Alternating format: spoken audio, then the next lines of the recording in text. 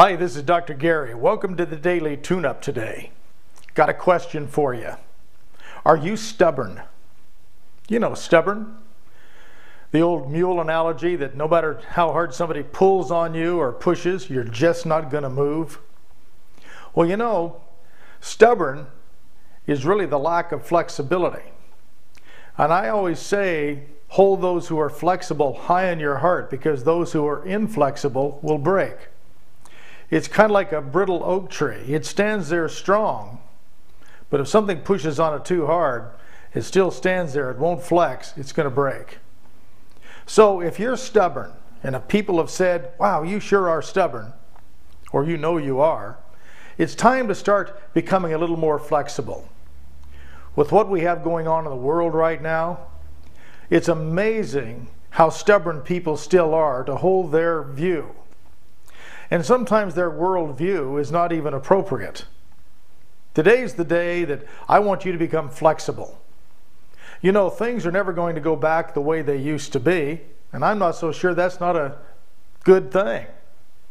You know, if it goes back to the way it used to be, it means there were a lot of problems getting ready to explode. We have problems in the world right now that are exposed. And if you can change your view and the way you look at those now with a more flexible point of view, you're going to put yourself in a position to be part of the solution rather than part of the stubborn problem. Even in your own family, if you're arguing with your husband or your wife or your children and you're not giving in and neither are they, nothing is going to happen. Someone has to change their view. We call that a paradigm shift, the way we view the world, the way we view our challenges. So if you're stubborn and you've been proud of it, I tell you what, I think it's time to change that, because the more stubborn you are, the more stuck you're going to become.